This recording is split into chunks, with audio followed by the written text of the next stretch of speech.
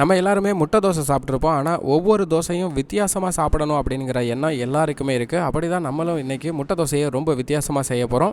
எப்படி வித்தியாசமாக செய்யலாம் அப்படின்னு யோசிச்சப்போ தான் திடீர்னு தோணுதுங்க இந்த ஐடியா. ஸோ மாவை எடுத்து நம்ம சுற்றிலும் ஒரு ஹோலை மட்டும் விட்டுட்டு ஃபுல் சைடும் வந்து ஸ்ப்ரெட் அவுட் பண்ணிக்கலாம். இந்த ஹோல் வந்து வரலை அப்படின்னா நம்ம என்ன பண்ணலாம், நடுவில் ஒரு கிண்ணத்தை வச்சு அந்த கிண்ணத்தை சுற்றியும் மாவை வந்து ஊற்றிடலாம். ஊற்றினதுக்கப்புறம் அந்த கிண்ணத்தை எடுத்துட்டிங்கன்னா இந்த ஹோல் வந்து பர்ஃபெக்டாக இருக்கும்.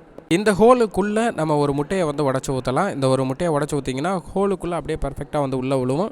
ஓவர்ஃப்ளோவாக இருக்க முட்டை அப்படியே அந்த மாவு மேலே ஸ்ப்ரெட் அவுட் ஆகி ஃபுல்லாக என்டையர் சைடும் போகும். இந்த வீடியோவில் ரொம்ப சின்ன தோசையாக நம்ம ஊற்றி காட்டியிருக்கோம். இன்னும் கொஞ்சம் பெருசாகவும் மெலிசாகவும் தேய்ச்சி வச்சுருந்தோம் அப்படின்னா நல்ல டேஸ்ட்டாக இருக்கும். ஆனால் முட்டையோட ஃப்ளேவர் ஃபுல் தோசைக்குமே ஸ்ப்ரெட் அவுட் ஆகும். அது மட்டும் இல்லாமல் சென்டரில் முட்டையோட டேஸ்ட் அல்டிமேட்டாக நமக்கு கிடைக்கும் இந்த தோசையில். இப்போ நம்ம ஊற்றுனதுக்கப்புறம் இது ஃபுல்லாகவே நல்லா வேகட்டும். தேவைப்பட்டால் எண்ணெய் வந்து சைடில் கொடுத்திக்கலாம், சென்டர்லையும் நீங்கள் கொடுத்துக்கலாம். எண்ணெய் கொடுத்தோன்னா நல்லா மொறுமொருன்னு இருக்கும். இல்லை எனக்கு எண்ணெய் வேணாம், ஆயில் ஃப்ரீயாக தான் வேணும் அப்படின்னா ஆயில் ஃப்ரீயாக. இப்போ நம்ம செஞ்சது வந்து எண்ணெய் இல்லாமல் தான் செஞ்சுருக்கோம். எண்ணெய் இல்லாமல் செஞ்சாலுமே நல்ல டேஸ்ட்டாக வரும். இப்போ ஒரு சைடு ஃபுல்லாகவே வெந்துருச்சு, ஒரு சைடு ஃபுல்லாக வெந்துருச்சு. இருந்தாலும் மஞ்சக்கரு வேகலை. இதை திருப்பி போட்டோம்னா தான் மஞ்சக்கரு வேகும். ஸோ அதனால் திருப்பி போடலாம்.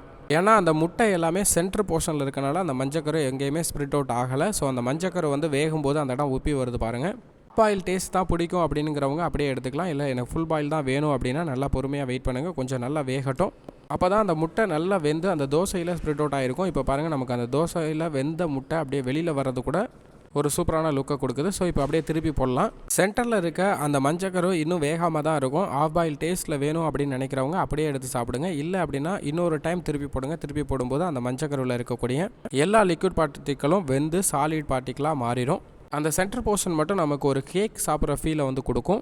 இந்த தோசை எப்படி இருக்குன்னு ட்ரை பண்ணிவிட்டு கமெண்ட் பாக்ஸில் மறக்காமல் கமெண்ட் பண்ணுங்கள்.